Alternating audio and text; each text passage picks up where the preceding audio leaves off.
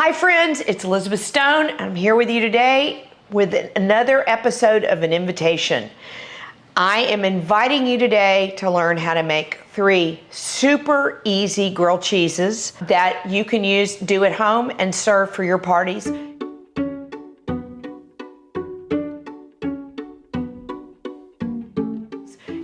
A lot of you have had these at our parties, but now I'm giving you all of my secrets. So here we go. So the first one I'm going to make is a cheddar smoked Gouda and basil pesto. This one has a very funny story to it.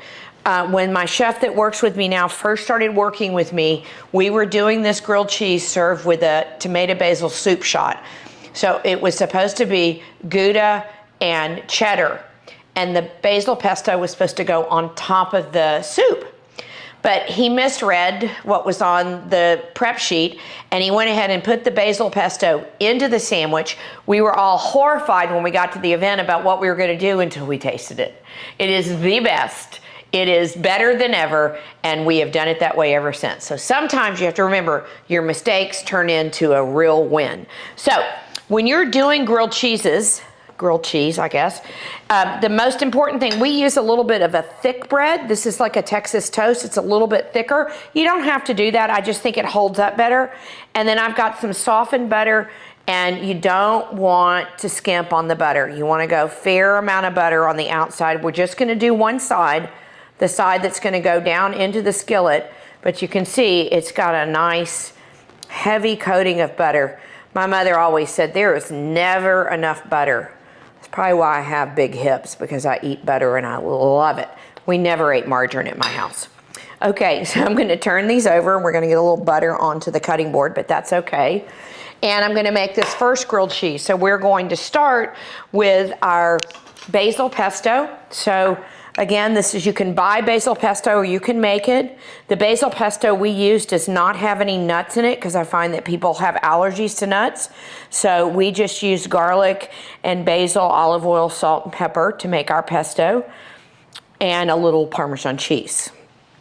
If you want to make it without Parmesan cheese, you can, but that would be to make it dairy-free. And since we're making grilled cheese, that really doesn't make any sense, does it? So then I've got the basil pesto down on the bread. Oh, and I want to put it on both sides. So it's just a light coating of the basil pesto on both sides of the bread. Okay, there you go. You don't have to go all the way to the edge because we're going to end up cutting those edges off. And then I'm going to put a piece of cheddar here. I'm going to lap this over a little bit. Just do it in half. Put a piece there. And then I have some grated smoked Gouda. And then I'm going to come on this side with some smoked Gouda, just like that. And then we're going to put this together. Now the second one that I'm going to make is a Brie apricot preserves and bacon. I have taken a round Brie, the 8-ounce Brie. I've cut the collar off of it, and I've cut one side off of it. I've left this side because I'm going to show you how to do it. You just take a sharp knife and go down. You want to make sure the cheese is cold, because if you leave it out and it gets too soft, it's very difficult to cut. And you just want to take all this off. You don't have to. It's not that it's not edible, but when you're making a grilled cheese, you want it real ooey gooey. So I'm going to take this off so everything, when I put the Brie on the grilled cheese, it's going to melt completely. You could do this with a lot of different cheeses. You could use other soft cheeses. We've just found that this is a really yummy one. And so we're going to just go ahead and put a little bit of this on the bread. And I like, again, you don't have to, but I like to do a little bit on both sides. It's amazing when you add the Brie and the bacon to this, how yummy it is. So I'm going to do a little bit of this on both sides. And then we're going to come back. Now, like my mother said about butter, she said the same thing about bacon. There's just never too much bacon to be had. So let's go ahead and put it on both sides. If we're gonna do it, let's just do it. And then I'm gonna cut this Brie into skinny little pieces, and we're just gonna lay it right on top of there, like this. Maybe one more piece, like this. And then we're gonna put this together. And we're going to set that aside. This is also a yummy one, very simple. This is a white cheddar and truffle oil, grilled cheese. So we're gonna take the bread, again, it's been buttered on one side. And actually on this one, because it's just cheese, I'm gonna add a little bit of butter to the inside so the cheese will stick to it. You don't have to add a lot, but just a little. And then we're going to take, this is white cheddar that's been grated. You can use regular cheddar, you don't have to use white cheddar. I just love the sharpness of white cheddar when you add the truffle oil to it. Now on this one, what we do is we put this, we grill it, and then we add the truffle oil right at the end. And now I'm gonna cook these awesome grilled cheeses. I'm gonna start with the one that was just the white cheddar, just to remind you, it's just white cheddar with some butter. So I'm gonna go ahead and put that in here. It's gonna take just a minute. What you wanna do is we want it to get nice and crispy on the outside and the cheese to get melty on the inside. I will tell you a secret that we do. When we're doing these for events, what we call par cook them. So we go ahead and brown them on the outside. The cheese may not be as melted on the inside as we'd like it for the finish, but then when we get to the event, we heat it again and it melts the cheese fully. So this is something you can do at home. You do not have to do these at the last minute. You can go ahead and par do them, put them in the refrigerator. You can even do them the day before and then pull them out right before your party, warm them up in the skillet, and then you are ready to go. So let's see. Oh, yep, now we're looking good. Sometimes the cheese comes out into the skillet. I always try to get it out of there because otherwise it burns and you don't want to do that. So again, look at that nice crisp on that. I just press it down to try to get an even coloring on it. You don't have to do that. These are really easy. I'm sure all of you make grilled cheese at home. This is just a way to make some really upgraded grilled cheeses. So let me check this. Oh, yep, nice and dark. All right, so there's the first one.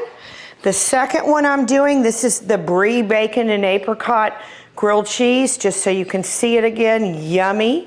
And here we go. I'm gonna put it in here. You can see my skillet smoking. That's okay, because for the moment, I'm only putting them in here just to brown them a little bit. And then we'll see how they do. We can put it back in a minute with a skillet that's a little bit cooler and get that cheese melted. But that way, we've got a nice coloring on the outside. And I've got this on medium heat, medium high heat. It's smoking a lot because I'm doing it on this cassette burner and I don't have a hood over me to suck it in. But at home, you would be doing it on your regular stovetop that would have a hood. All right, there's number two, and here's the last one, the one that has extra butter on it. So this one was the pesto, smoked Gouda, and cheddar cheese. And we're gonna put that in and let that go, and then I'm gonna turn this heat down just slightly. And in just a minute, we're gonna cut these and eat them. So while that one's cooking, what I'm gonna show you is on the one that was the, look at that, that's the white cheddar. I'm just gonna take, this is a black truffle oil. You can use white truffle oil.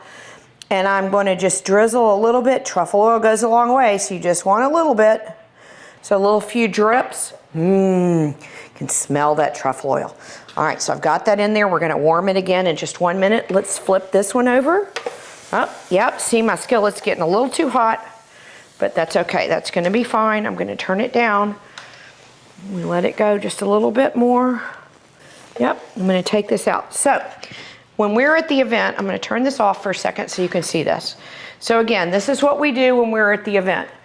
We get to the event, these are together, the bread's brown, but it's not quite melted. So now what I'm gonna do is I'm gonna put it back in my skillet for just a couple of minutes, not even a couple of minutes, maybe 30 seconds on each side. I've turned this skillet way down, so I just want the brie to get nice and melted now. And if you've made these the day before, they might get soggy, so by doing it this way, you get the bread nice and crisp again.